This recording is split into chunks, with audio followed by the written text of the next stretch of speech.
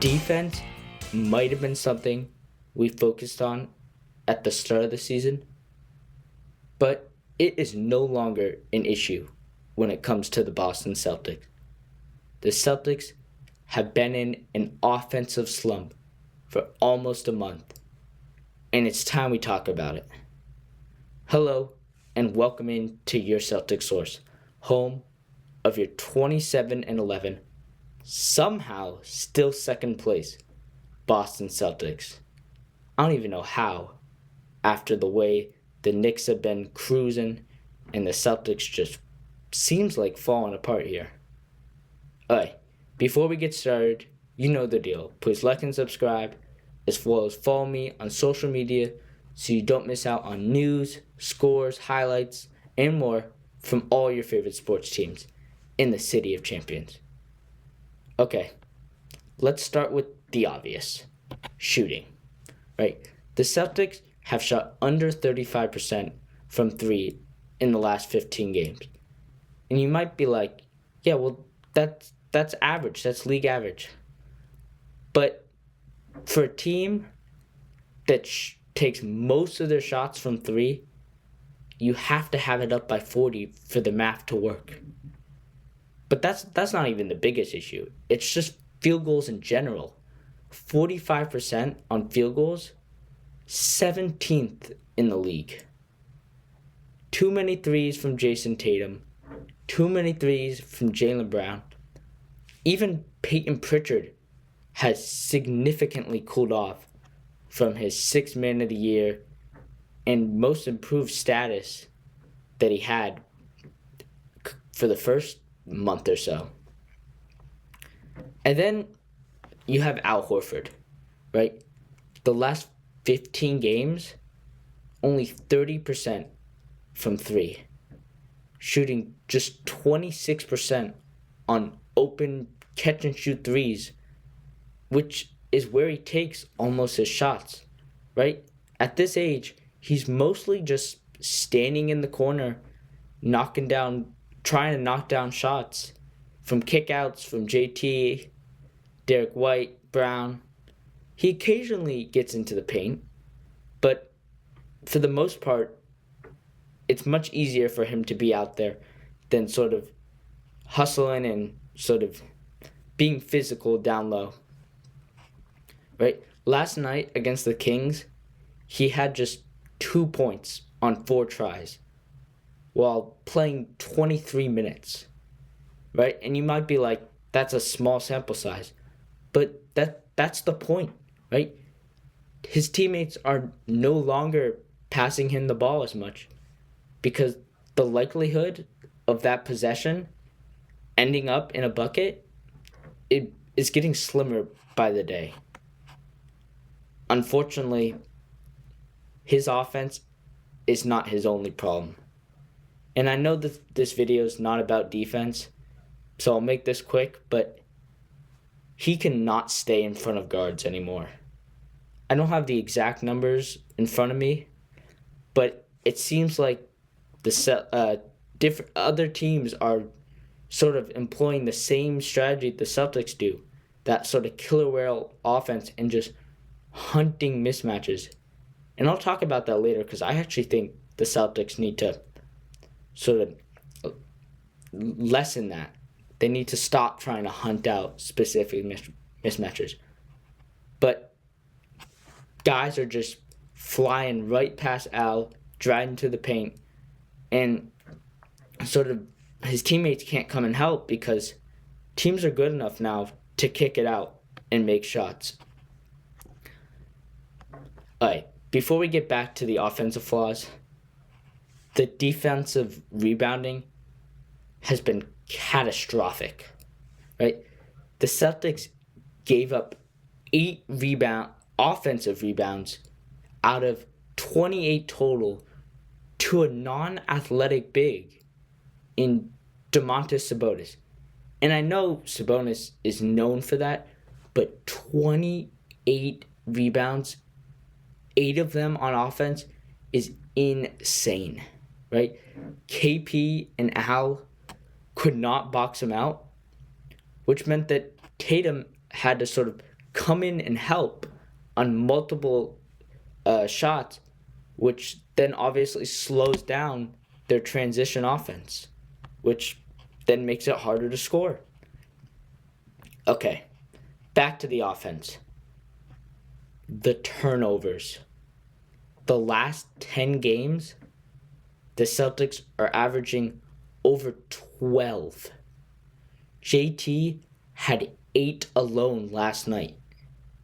He's never been that kind of out of control guy, right? He was just throwing wild passes, trying to thread the needle to Al or KP in the post. And they were just getting easily picked off for transition buckets down the other end, right? You've never seen sort of Jason Tatum be that kind of wild, sort of loose with the ball guy. He's a good dribbler, but some of those it wasn't just the passes, right? He did have a couple where he was just dribbling, and a guy just picked him off. It wasn't like he was driving to the basket and lost control. He was just dribbling and lost the handle. Never seen that. And then obviously, Jaylen Brown has been wild at times, right? Multiple turnovers late against OKC, which fueled their run. And we've known this with Jaylen Brown. He was better last year than he'd ever been before. But we know that's just part of his game. Okay. The Celtics have had 15 plus turnovers 5 times in their last 10 games. I mean, that's insane.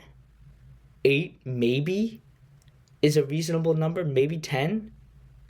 But how do the Celtics sort of lessen these turnovers? Cut them down. Okay.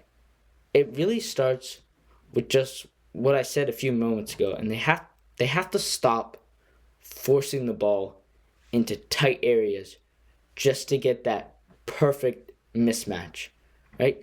Just play free basketball, 5-court offense, and not worry as much about who's guarding you, right? On the perimeter, sure, Jason Tatum is really good against centers, so it's usually a good idea to set a screen for him and switch that matchup. But forcing a KP matchup at the free throw line is not really resulting in more points. It's resulting in him getting stripped of the ball and the refs just not calling fouls.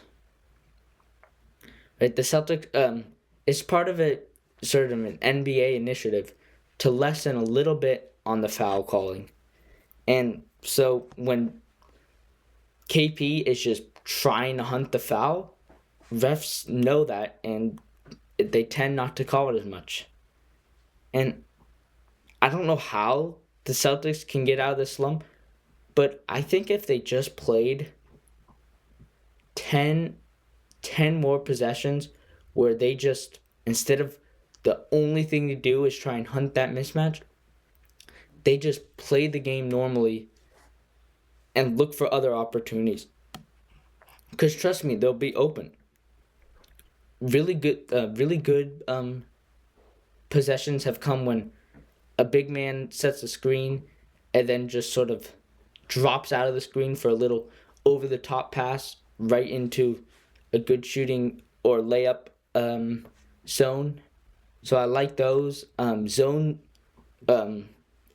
Ghost screens work really well. But I want to see the Celtics sort of stop trying to force that ball to KP when he's being doubled, guarded, triple, even sometimes. Okay. I don't know how the Celtics get out of the slump. It doesn't help that they don't have their full roster for a stretch of consecutive games. But that might not be the reality this season either, right? Injuries might just be a constant for this team this year. But you should still be able to win most nights with just 6 or 7 of your top 8 players, right? Like, just because we're missing one, we shouldn't be losing games against the Kings for one, right? Indiana, the Sixers that we had over that Christmas break. And then one last thing is that, right, Joe Mazzulla pointed out after the game that effort might be a problem. And that's not a good sign, right? I mean, we can't have the offense being a problem, or rebounding being a problem, and then just the Celtics not playing effort. Right? You're 8 games back now, almost 8 games back of the first place Cavs. Like, you gotta make up some games at some point, even if you don't make them up all the way. You gotta win, and right, we have one more game at home against the Pelicans. Later in the month, we go on another West Coast trip against the Warriors, Lakers, Clippers, Suns. Right, we gotta win those 4. Right, the Warriors beat us already this season. We gotta beat the Cavs when they come early February. Right, we don't play OKC until the end of the season, and that won't be a good game to tell, because right, guys might be resting for both teams. So we gotta start locking in here we gotta make up 4 games at least before the All-Star break. Okay, I'm gonna wrap up this video here. Thank you guys so much for watching. I'll be back after the game against the Pelicans. Stay tuned for a brand new series coming this weekend. And until next time, go Celtics.